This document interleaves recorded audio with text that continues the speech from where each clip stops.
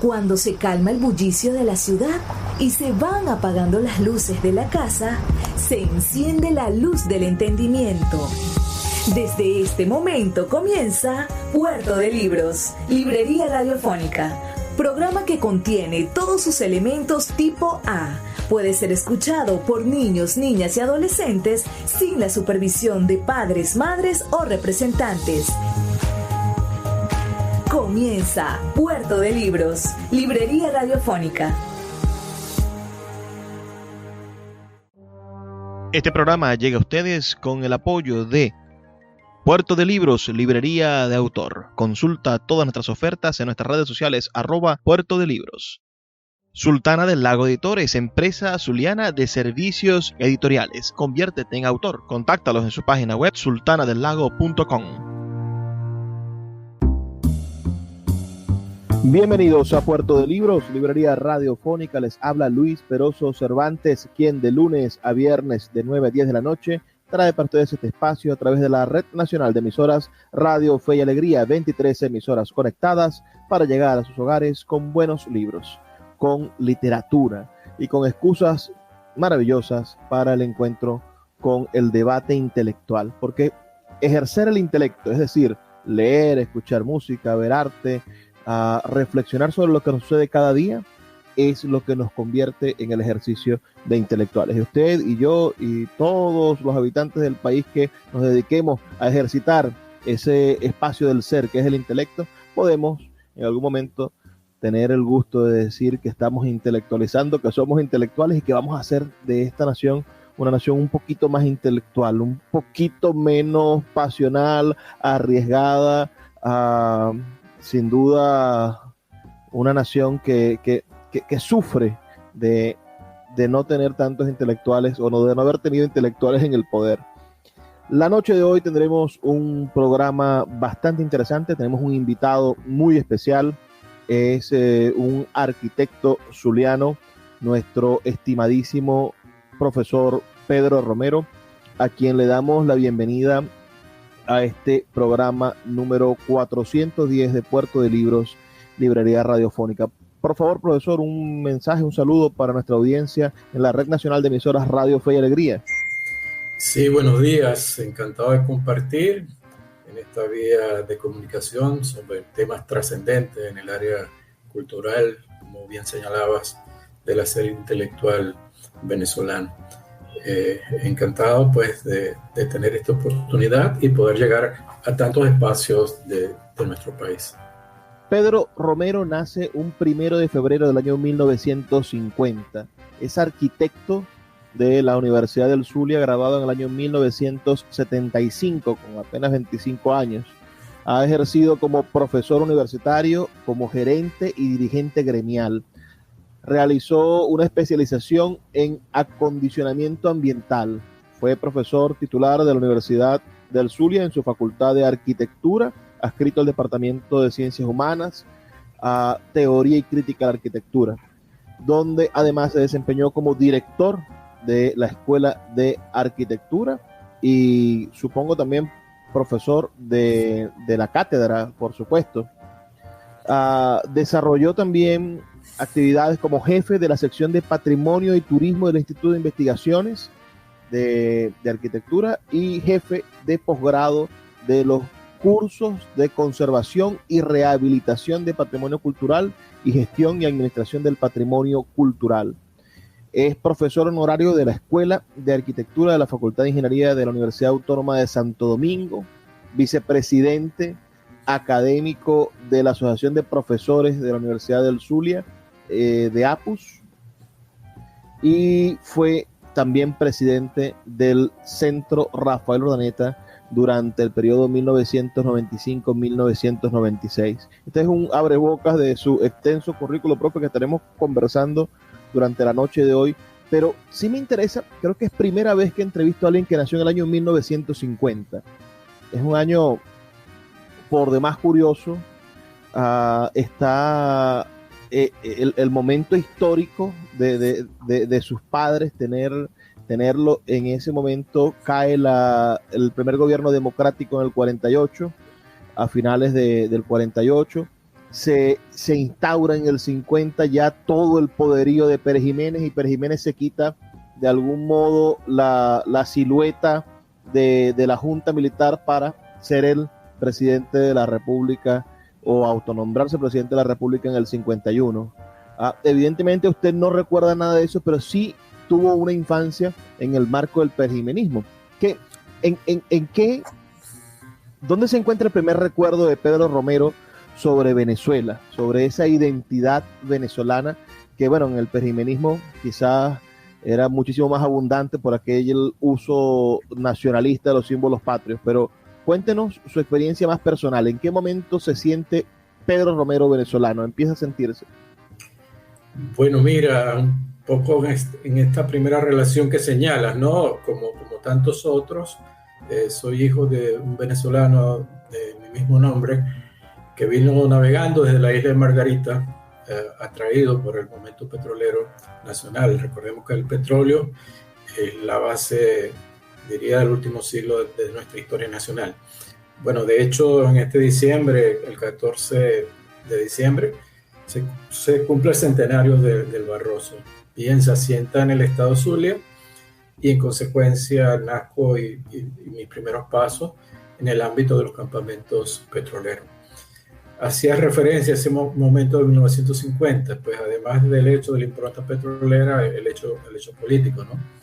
Ya cuando ocurre el tránsito a la democracia en el 58 con la caída de Pérez Jiménez, ya soy un niño de 8 años y recuerdo el momento en el sentido de la significación que tenía para los adultos. Uno veía en las agrupaciones, en las personas, las expresiones, que ocurría algo de importancia trascendental para el país. Y también porque ocurrió, ¿no? Muchas dependencias o instalaciones, inmuebles identificados con el gobierno saliente, pues fueron saqueadas. De esos elementos tengo vagos recuerdos, pero sí de la impresión de esa situación. ¿Vivía usted en Lagunillas en ese momento? ¿Era un niño que vivía en la costa oriental del lago? Exactamente, en el campamento petrolero de la Grande Oil Company, donde trabajaba mi padre. Y allí residí hasta los 18 años, que bueno, vengo a la ciudad capital, a Maracaibo, para iniciar mis estudios universitarios. Usted fue entonces quizá uno de estos niños, hijos de la industria petrolera, esa manera en la que la industria petrolera permeó y le dio de alguna forma dignidad habitacional, porque esos campos petroleros, bueno, para los obreros petroleros habían casas dignas, en cambio fuera de la pared del gueto petrolero se encontraban los cinturones de miseria. Miguel Ángel Campos lo asienta en sus reflexiones acerca del desarrollo de la industria petrolera. En algún momento la industria petrolera fue un gran imán para muchísimas cosas, y los que no lograban entrar, bueno, empezaron a congestionar las ciudades, y por eso Maracaibo o la costa oriental termina siendo un espacio de densidad poblacional cuando no había sentido que hubiese densidad poblacional para la cantidad de personas que hay en el país y el tamaño de la nación. Pero, ¿en qué cree que podría diferenciarse la educación o la formación de un joven que crece en el campo petrolero al que podía haber crecido en la ciudad? Cuando usted vino a Maracaibo, ¿qué diferencias vio? Bueno, mira, tal vez una formación, si se quiere, más equilibrada en las escuelas de las empresas petroleras. Equilibrada en el sentido que igual que recibía pues, el programa orientado seguramente desde el Ministerio de Educación en cuanto a contenido, también había un componente práctico importante. De los 5 días de la semana de clases, un día, el día jueves, recuerdo, era reservado para aprender un oficio.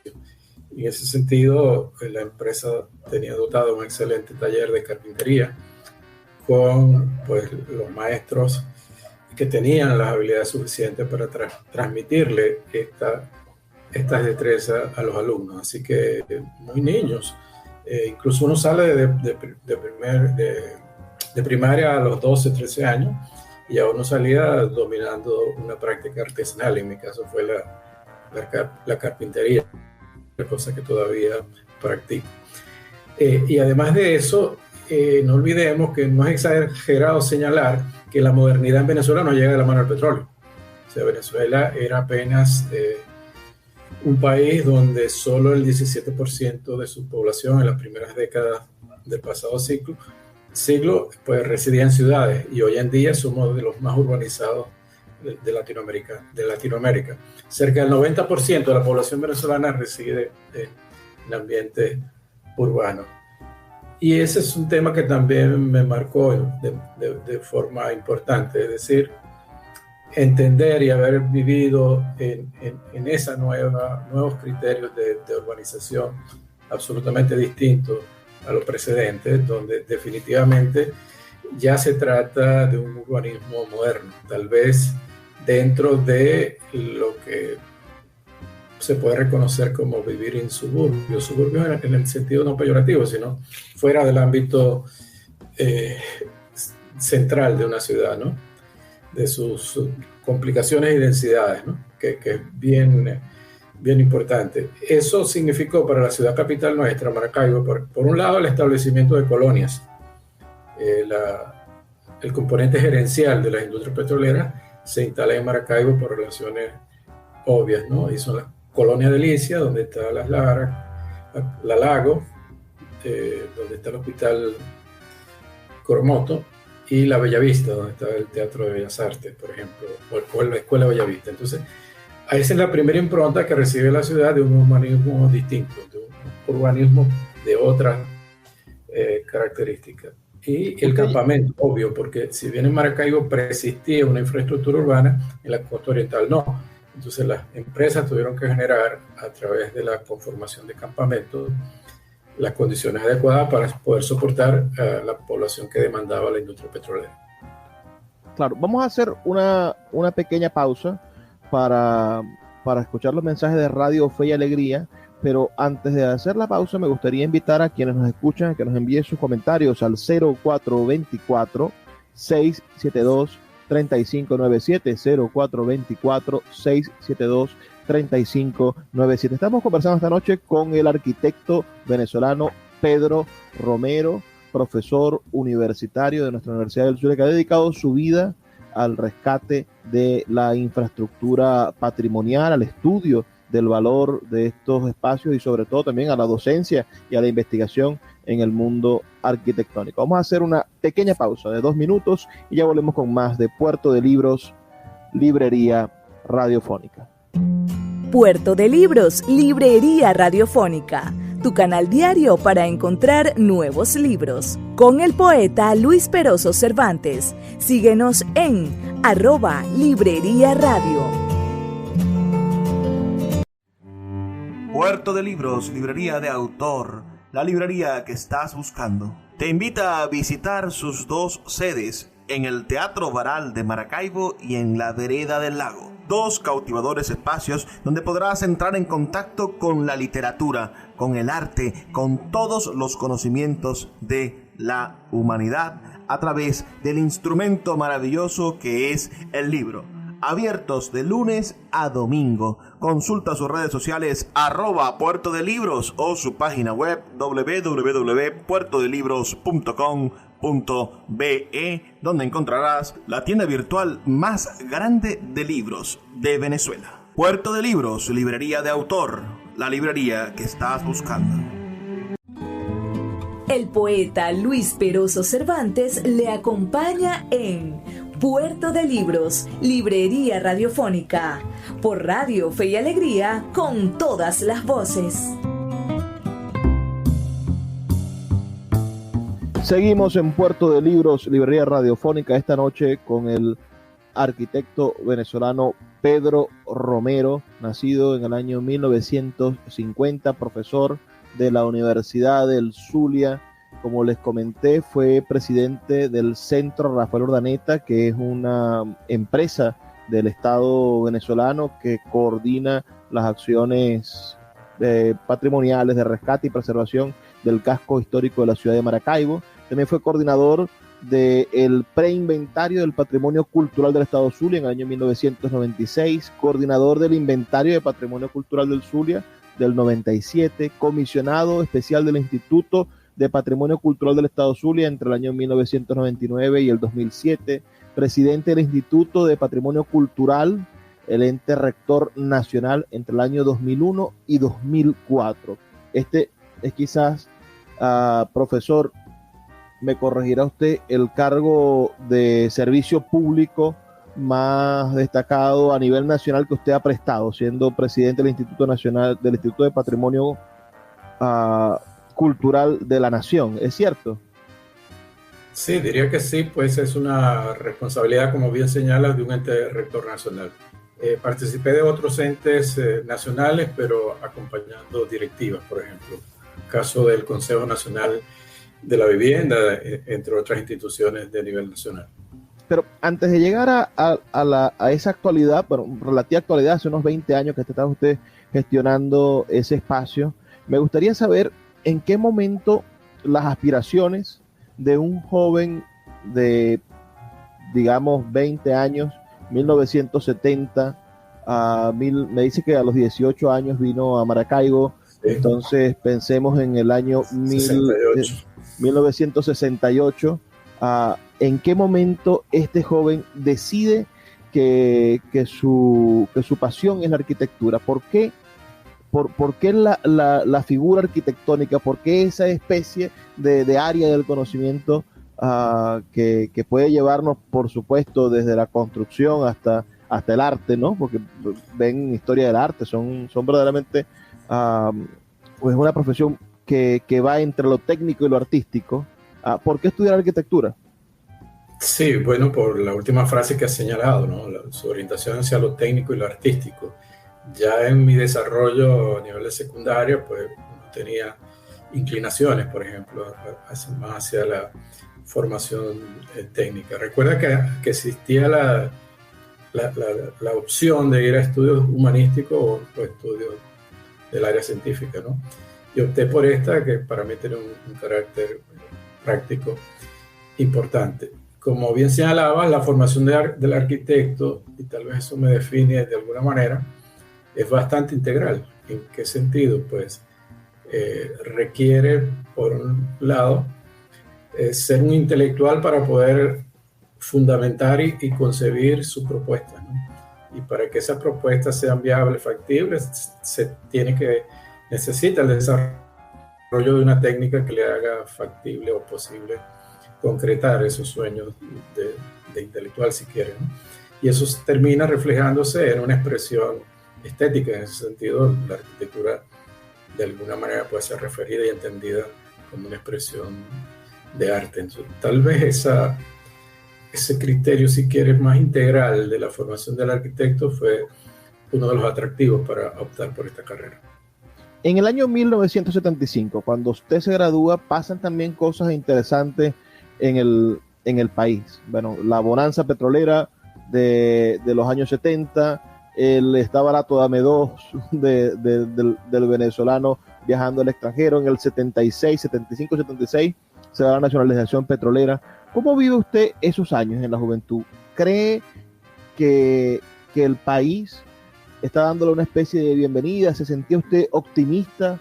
¿Cómo recuerda la Venezuela de los años 70? Bueno, abierto a las expectativas, ¿no?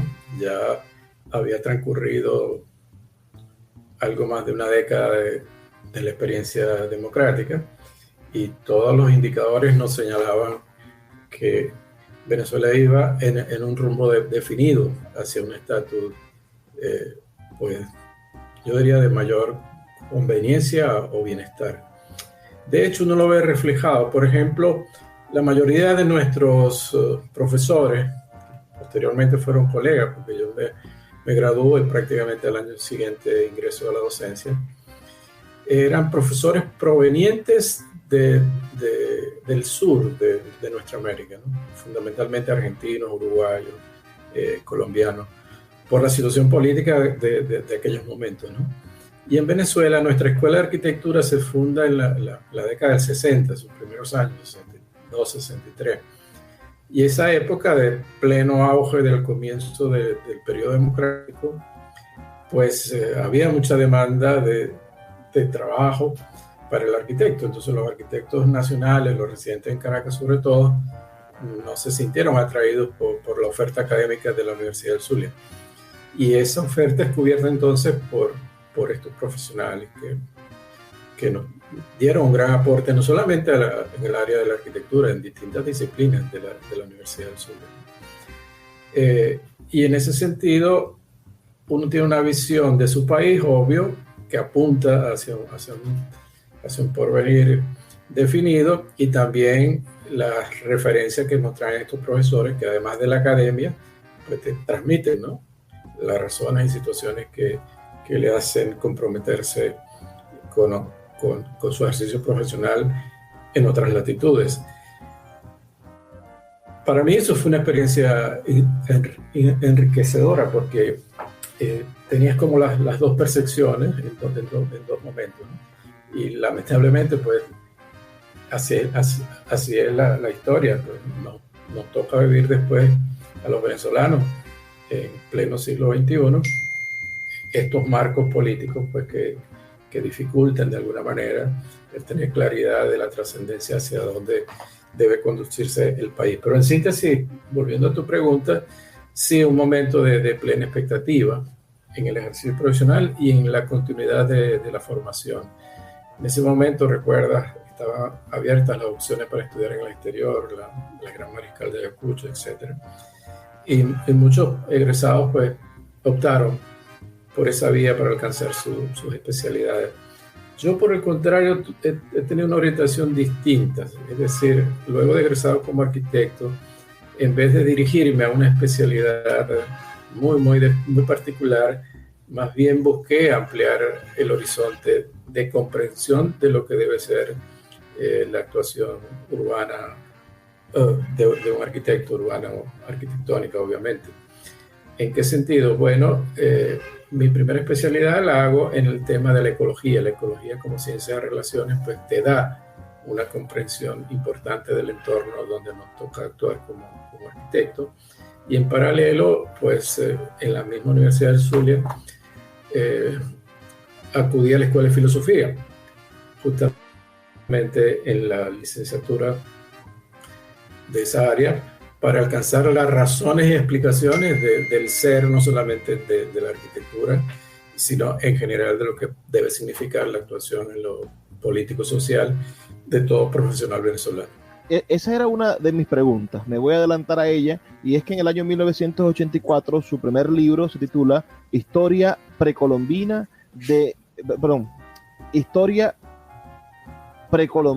una reflexión desde la filosofía de la historia. Entonces, dentro de su bibliografía, es quizás el único libro dedicado directamente al asunto filosófico. Quería preguntarle un poco por ese libro, ¿qué lo motivó? Hay otro similar también en relación a la ecología y arquitectura. Sí, como explicaba, es tratar de entender y conseguir el sustento de la práctica, ¿no? Lo de historia precolombina me vino por una experiencia de Corpo Zulia. Cuando Corpo Zulia decide emprender su programa siderocarbonífero, que lamentablemente terminó solo en la explotación del carbón y no en la instalación de una industria que abajo del procesamiento de nuestra materia prima adquiriera mayor valor en todo sentido.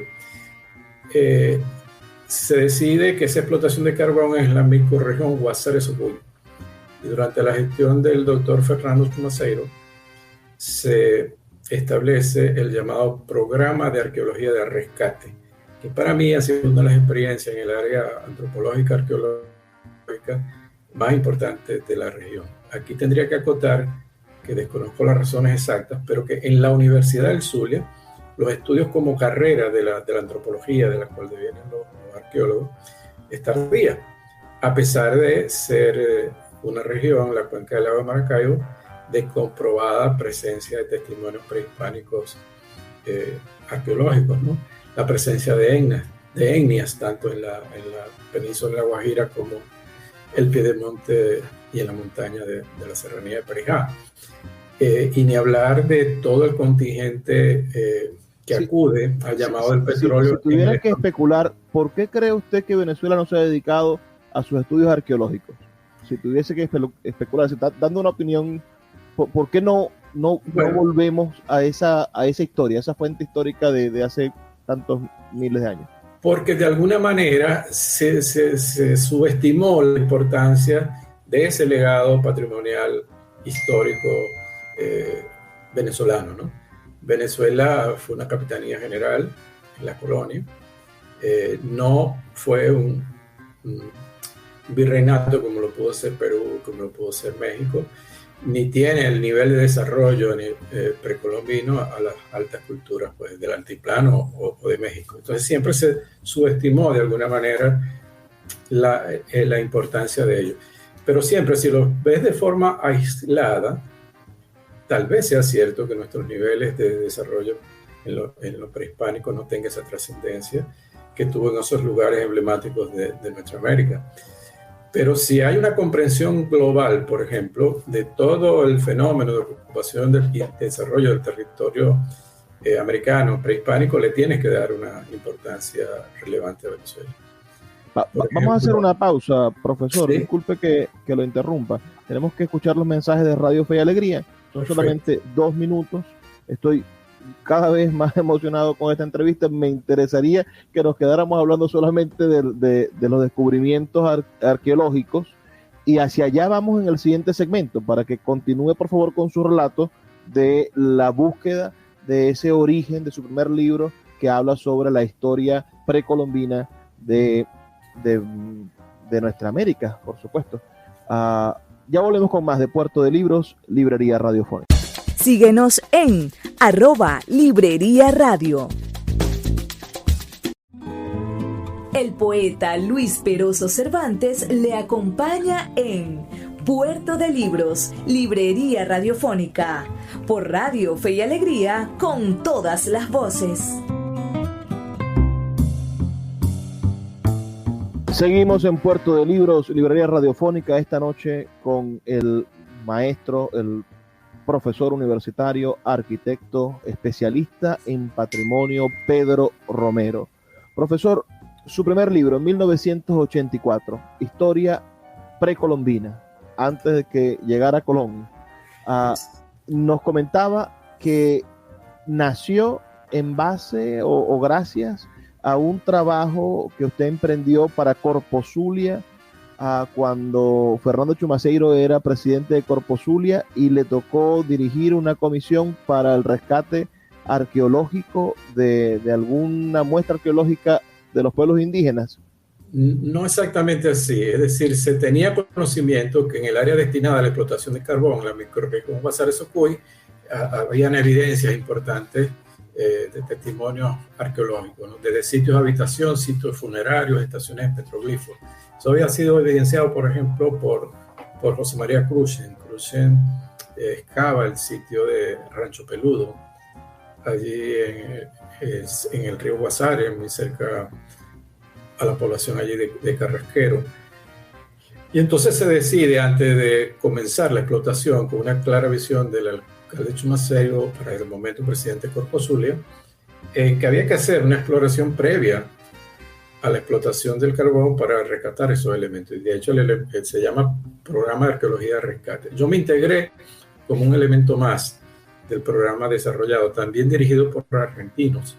Recuerda que comenté que no teníamos acá una tradición en esa área. Víctor Núñez Rigueiro y su esposa María Tartusi. Y me incorporo allí. ¿Me incorporo para qué? Bueno, me incorporo desde el área de la ecología. Recuerda que te indiqué que era nuestra primera especialidad. Y en ese sentido, mi participación se limitaba principalmente a establecer las condiciones ambientales en las cuales estaban localizados esos sitios, y de alguna manera sirviera para la prospección de futuros sitios, ¿no? Esa fue la experiencia. Y comentaba que si uno ve o compara los desarrollos culturales, obviamente hay una distancia muy grande entre lo ya comentado. Pero la teoría de Osgood, por ejemplo, que aunque es una teoría ya seguramente superada y mejorada, de la H, en la cual los dos elementos de la letra H serían las culturas centroamericanas y las culturas que se dan al sur de América, y que Venezuela tuvo que ser esa línea horizontal que une las dos barras de la H por una serie de tránsitos culturales que debieron ocurrir y que tienen pleno sentido. Igual, el pasado prehispánico de todas las islas inmediatas nuestras, allí hay una participación importante de los asentamientos venezolanos, porque, por ejemplo, está comprobado, pues en el caso de Los Roques hay un sitio sagrado, la isla de Dos Mosquices, que no tiene condiciones para sostener población, y sin embargo hay un sitio funerario muy, muy importante, lo cual era una población de culto, ¿no? Es un sitio de culto. Esto lo exploraron muy bien Magdalena Arsak y su esposo, arqueólogos polacos que vienen a Venezuela, estudian todas las culturas del lago de Valencia prehispánica y establecen en ese sentido cómo fue el proceso de colonización de las islas desde Venezuela, ¿no? Y por su parte Cruzen, cuando uno va a Falcón, toda la zona de Falcón, lo que tiene que ver con Urumaco o más allá de La Vela, el Jobo, fueron sitios importantes, ya no solo arqueológico, paleontológico, es decir, faunas del último periodo cuaternario, donde Cruzen evidencia presencia de fauna cuaternaria, mamut, por ejemplo, asociado a elementos culturales, punta de flecha.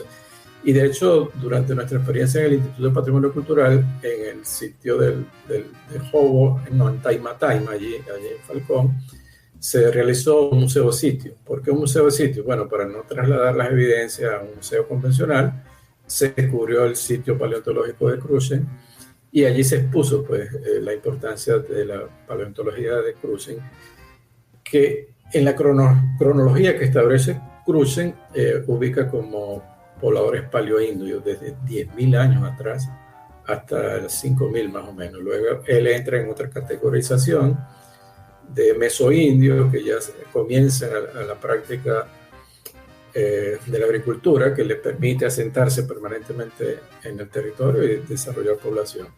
Neoindios, ya mucho más recientes, y los indohispanos, que son, digamos, lo que acontece a partir del contacto con Europa. Bueno, es una historia que tiene que ser conocida, que tiene que ser contada, que es importante señalar, y bueno, quise hacer esa reflexión. ¿Por qué ligada a la filosofía? Sería la pregunta. Porque muchas veces esas razones culturales que nos antecedieron son ignoradas, no siempre por una omisión, no simplemente por una omisión, a veces interesadamente. Es como negarte la posibilidad de ser, es decir, que no tengas plena conciencia, ¿verdad?, de que tú eres no solamente un ser humano, sino un ser trascendente y de importancia para el desarrollo del país. Por eso que me parece perfectamente bien que se intente siempre de alguna manera sostener la importancia de nuestras culturas primigenias, ¿no? Se relate también ese pasado.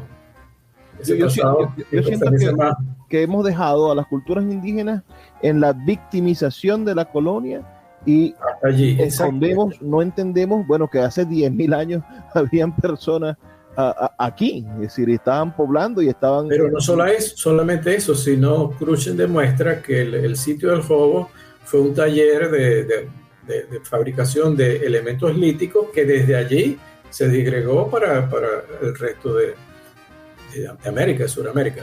Entonces, fíjate, en ese estadio, ¿sí?, de paleoindio, ahí podríamos ser perfectamente los avanzados, porque hace 10.000 años no estaban establecidas la cultura del altiplano o del sur. Los sumerios no estaban construyendo sus primeras pirámides cuando aquí ya se estaban haciendo litos.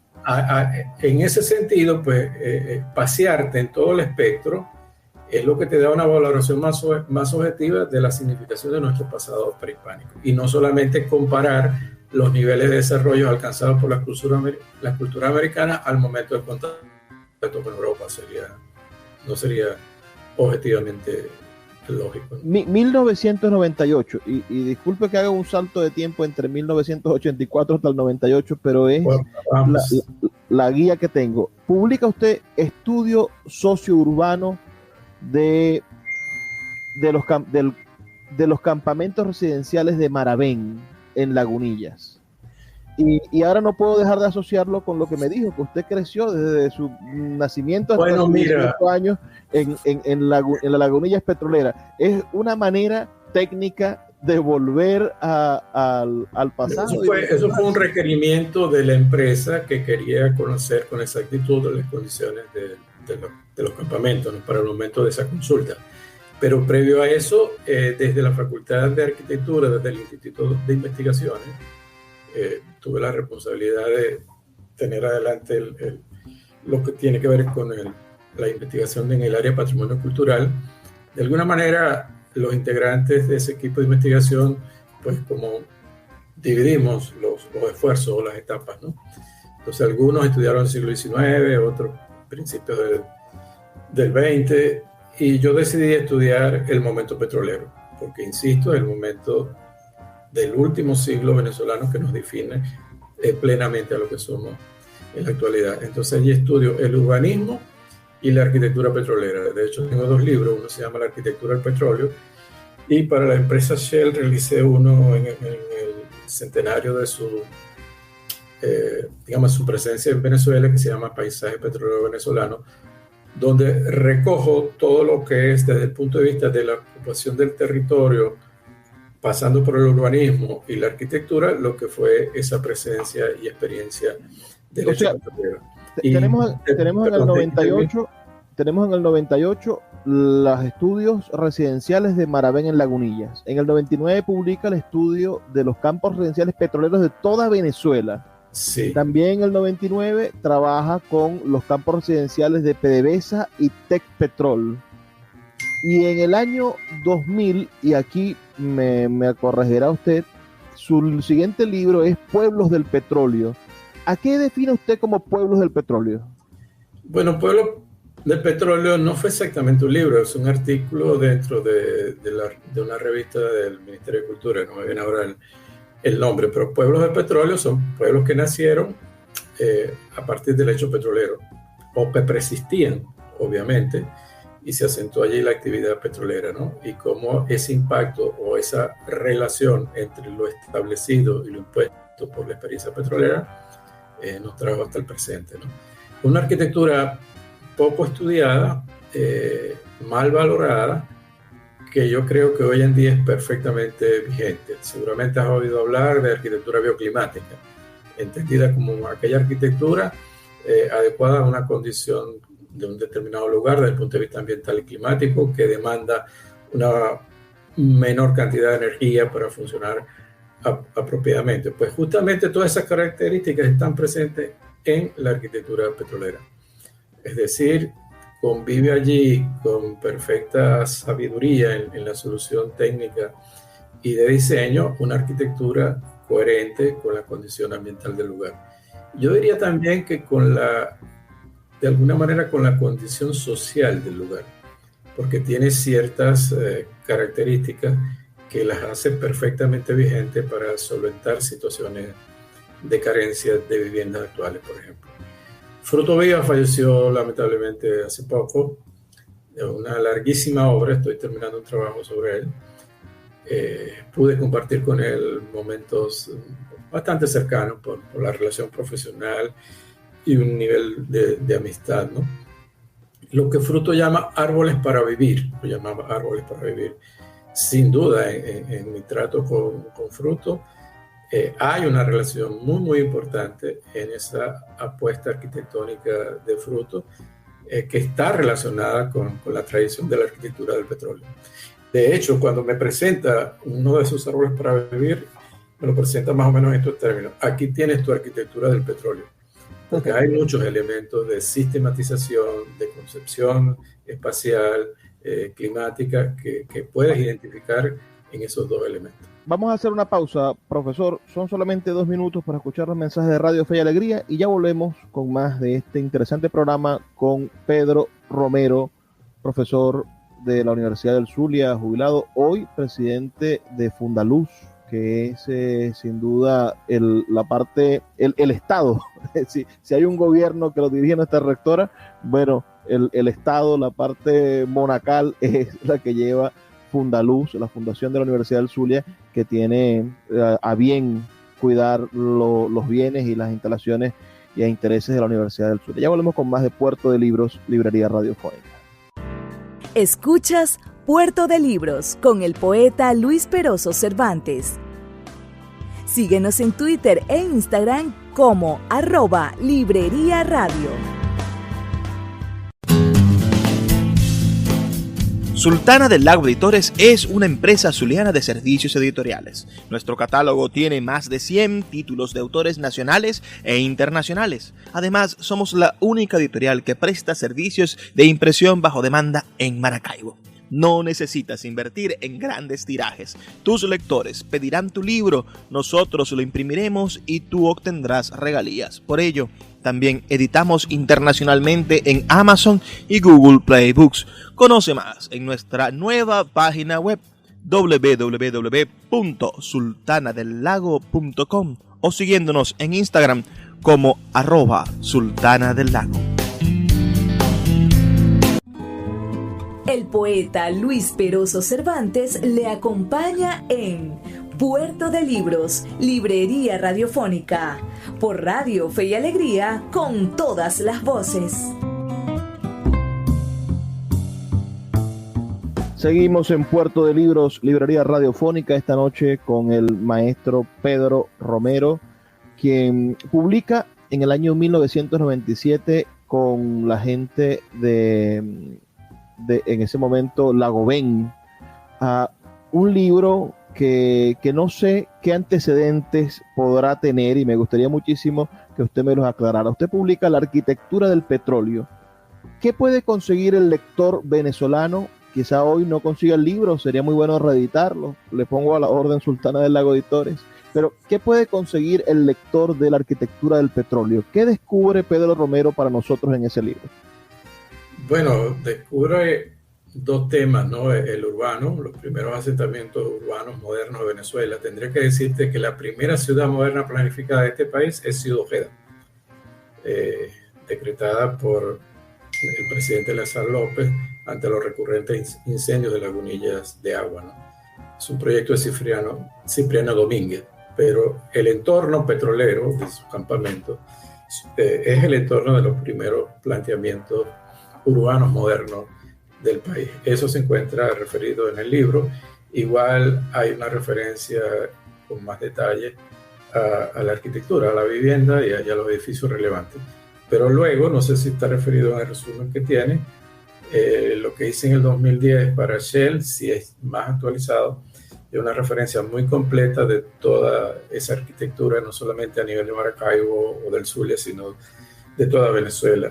Y dentro de esa misma línea, y sabes que igual que hiciste el diccionario de historia de la Fundación Polar, hay igual una colección que es el diccionario de geografía venezolana, ¿no? En su primer tomo, su primer capítulo, ahí abordo yo el poblamiento venezolano a partir del hecho petrolero, ¿no? Mi trabajo está antecedido por la ocupación del territorio previo al petróleo, desarrollado por Elías Pinos Iturrieta. La colaboración mía es seguida, un poco mostrando de qué manera se ordenó el territorio venezolano a partir del hecho petrolero. Esas son las referencias que se pueden encontrar ahí. Claro, me interesa otro de sus libros. Usted participó o desarrolló una investigación en torno al puente de Maracaibo General Rafael Urdaneta. Esta es una investigación. A ver, de eso hay varias expresiones que hemos hecho. Comento tres, si nos da el tiempo.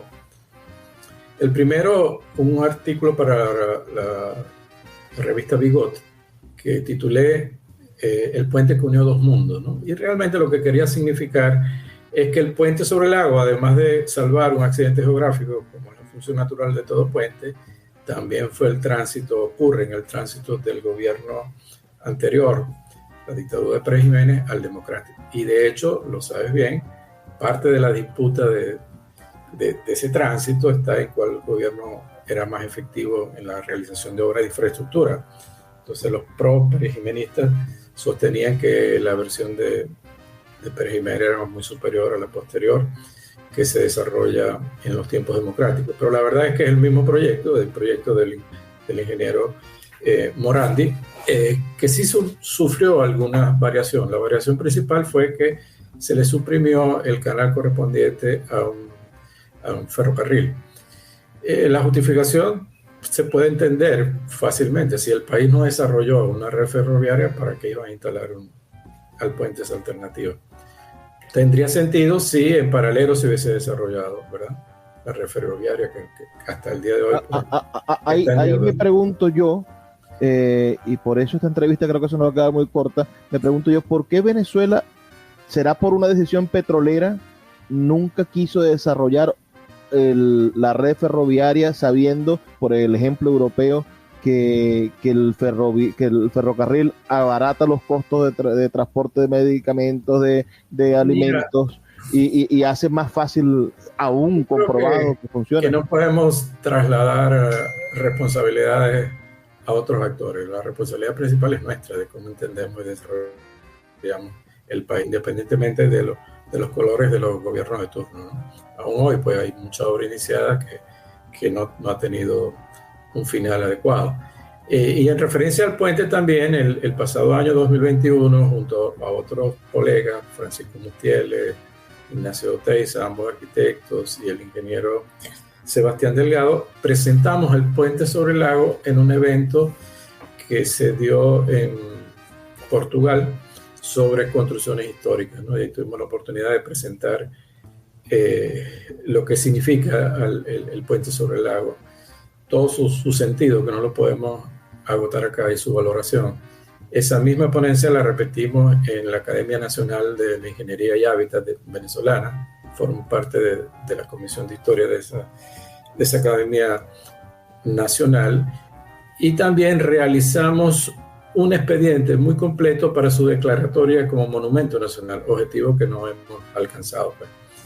Es un expediente, yo diría, que perfectamente da para más de un libro, en el cual se justifica plenamente la declaratoria como monumento nacional. En Venezuela tú tienes 3 declaratorias. Monumento nacional la dicta el presidente de la República en Consejo de Ministros, que esa es la gran deuda, el puente no la tiene. La segunda es bien de interés cultural, que la dicta el Instituto de Patrimonio Cultural, por el presidente. Tuve la oportunidad de dictarla cuando me tocó ejercer ese cargo. Y obviamente bien de la región, que el gobernador Rosales pues le dio ese reconocimiento este año, pero sigue en deuda el reconocimiento mayor. Esos son los espacios donde hemos entrado en consideración de esta obra monumental. 60 años acaba de cumplir el puente. Yo, sí, en el momento en el que se dieron esas celebraciones, hice unas aseveraciones muy críticas, porque evidentemente querer hacer una cultura maniqueísta y reducir la zulianidad a elementos físicos, a elementos, atrapables como el puente, decir, no, el puente es zulianidad, a mí eso me choca, ¿no? Porque decir, si el puente se cae la zulianidad. Sí, pero esa zulianidad, por ejemplo, tendría que haber ido acompañada. Ese decreto tuvo que ir acompañado con el reclamo de que le regresaran la administración del puente a la región. Cuando uno revisa en ese expediente sus distintos estatus, ¿no?, se observa claramente que la mejor condición del puente y su mayor atención la ha recibido en los momentos en los cuales la administración de su mantenimiento se da en nuestro estado. El esquema central no ha tenido la misma eficiencia. Entonces yo creo que el decreto sí, para reivindicar la zulianidad, pero tendría que venir acompañado del otro reclamo, que creo que es un reclamo bien sentido. Pero usted como arquitecto, evidentemente la arquitectura manifiesta lo que somos, en el sentido en el que nosotros nos parecemos a nuestras casas, o queremos que nuestras casas poco a poco se parezcan a nosotros. La identidad está quizás ligada a lo a esas estructuras físicas que nos representan. Pero sí, no es tan sencillo porque la expresión arquitectónica no es exclusiva de un momento dado, ¿no? Es parte de un proceso. Entonces, conseguir esas identidades tan directas no es fácil, pero sí, de alguna manera, refleja la sociedad que la hace posible, sin duda. ¿Cree usted que el puente merece definir la identidad de las personas que lo atravesamos? ¿O cree que es un discurso demagógico, un discurso fácil que han tomado los políticos para definir al zuliano? Es decir, Chinita, lago y puente, y a mí me parece que eso es una mentira. Mira, en el fondo. Creo que es un argumento fácil, como tú lo llamas, político, porque no ponen de relieve la importancia en todos los sentidos del puente, ¿no? Más allá de esa identidad que puede ser muy, muy superficial. Y en ese sentido creo que parte de la deuda es dar a conocer esos verdaderos valores encerrados en el puente. Por ejemplo, si bien es un proyecto concebido por un catedrático italiano, Riccardo Morandi, y donde participaron empresas muy importantes a nivel europeo, alemanes sobre todo, la contribución principal fue de la ingeniería venezolana, a la par, sin ninguna, digamos, a menos de los otros niveles de la ingeniería que participaron allí, ¿no? Entonces, poder sentir que no es solamente una obra que está allí, sino que además es producto de una serie de incluso de avances tecnológicos que se desarrollaron y se exploraron exclusivamente para la oportunidad del puente. Sería muy largo señalarlo, pero ya lo podríamos conversar, que lo hacen sin lugar a dudas único. Profesor, tiene que ir acompañada esa valoración, ese tratar de forzarlo con una identidad local a relacionarla objetivamente con los valores que obviamente nos llevan a su justa apreciación. Profe, no sé cómo está su agenda, pero a mí me encantaría que esta fuese una entrevista en 2 tandas, es decir, que pudiéramos tener este programa esta noche y la noche de mañana, bueno, poder continuar con... Yo encantado, no tuvimos mucho tiempo de hablar sobre el patrimonio cultural, por ejemplo, pero en el patrimonio cultural no ocurre nada distinto a lo que ocurre nacionalmente, está fracturada la institucionalidad. Si a usted le parece, continuamos grabando y mañana nuestros escuchas continúan con esta conversación que tenemos. Perfecto, de acuerdo. Bueno, para todos los que nos han estado escuchando, debemos despedirnos ya. La radio es así, tiene un tiempo muy definido, pero el día de mañana vamos a poder continuar con este programa dedicado a ahondar sobre cómo la arquitectura se transforma en patrimonio cultural. Estoy hablando con el maestro Pedro Romero. Sus comentarios, por favor, al 0424-672-3597. Trabajó para ustedes Luis Peroso Cervantes, quien lo hace todos los días con muchísimo cariño a través de la Red Nacional de Emisoras Radio, Fe y Alegría. Nos escuchamos el día de mañana. Por favor, sean felices, lean poesía.